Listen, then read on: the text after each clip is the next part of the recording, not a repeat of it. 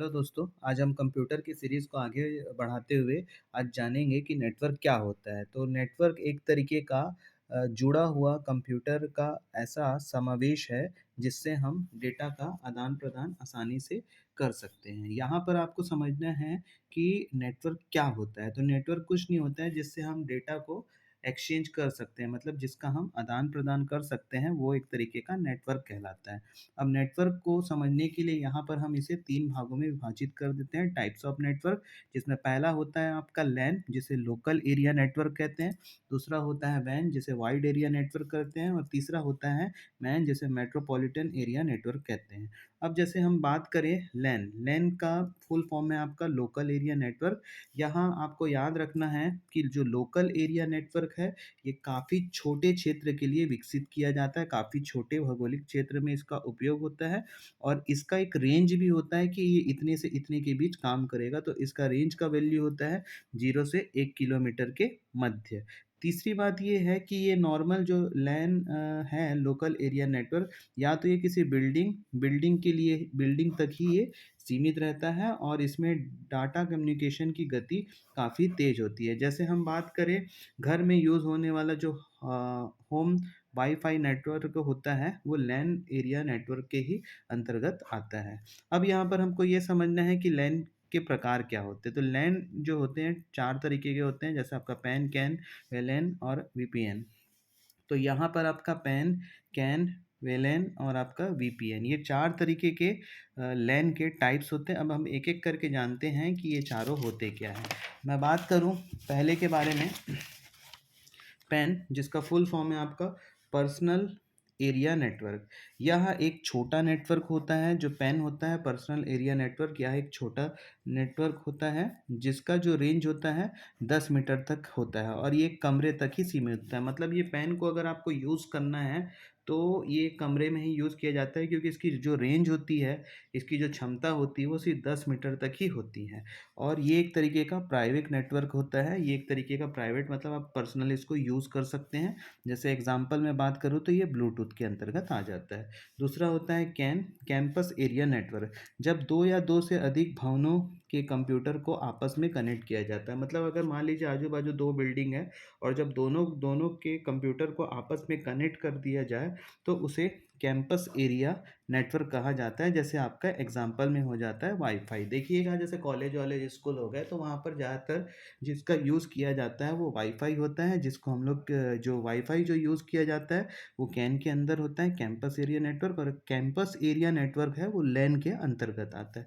तीसरा बात करते हैं वायरलेस लोकल एरिया नेटवर्क, जिसको विलैन भी बोलते हैं, WLAN भी बोला जाता है। इस प्रकार के नेटवर्क में कंप्यूटर, मतलब ये जो वायरलेस लोकल एरिया नेटवर्क होता है, इस प्रकार के नेटवर्क में कंप्यूटर और अन्य डिवाइस बिना किसी केबल से जुड़े होते हैं। मतलब यहाँ पर कंप्यूटर और कोई भी जो डिवाइस को आपको कनेक्ट करना है वो आपका बिना किसी तार के द्वारा जुड़े हुए रहते हैं।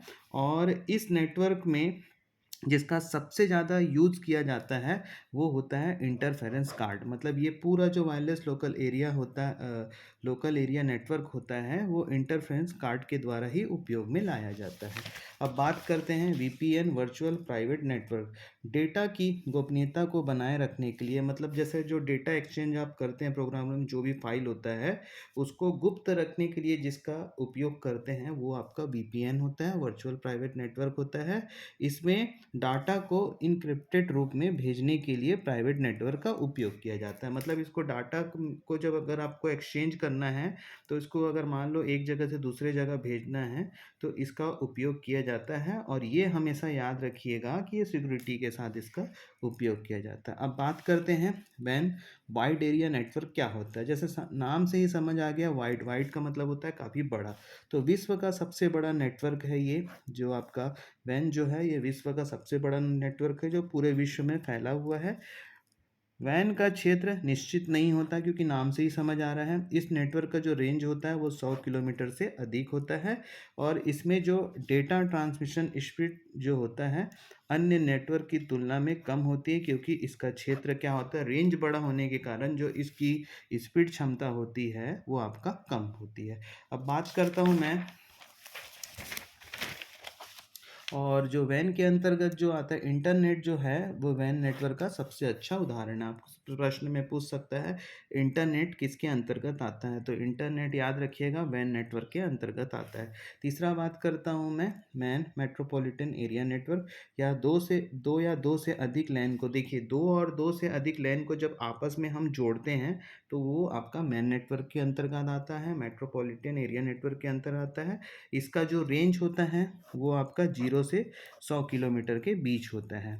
यह पूरे शहर को कवर कर देता है, मतलब ये पूरे एक सिटी को कवर करता है जिसमें आपका कॉलेज, हॉस्पिटल, स्कूल आदि शामिल हो जाते हैं। दो शहरों के बीच की कनेक्टिविटी में इसका उपयोग किया जाता है। दो सिटी को जब कनेक्टिविटी आपस में जोड़ा जाता है तो वो उसके लिए मैन नेटवर्क का ही उपयोग किया जाता है, मेट्रोपॉलिटन एरिया नेटवर्क का उपयोग किया जाता है।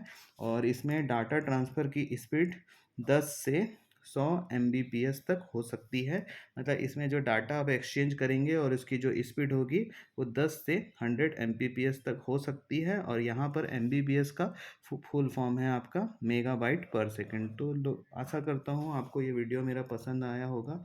काफ़ी शॉर्ट वीडियो मैंने आज बनाया था टाइम की वजह से।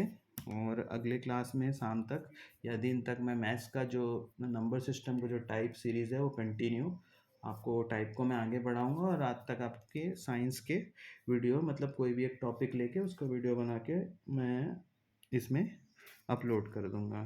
Thank you. अगर आप लोग को ये पसंद आया होगा तो प्लीज़ लाइक और शेयर ज़रूर करिएगा। धन्यवाद।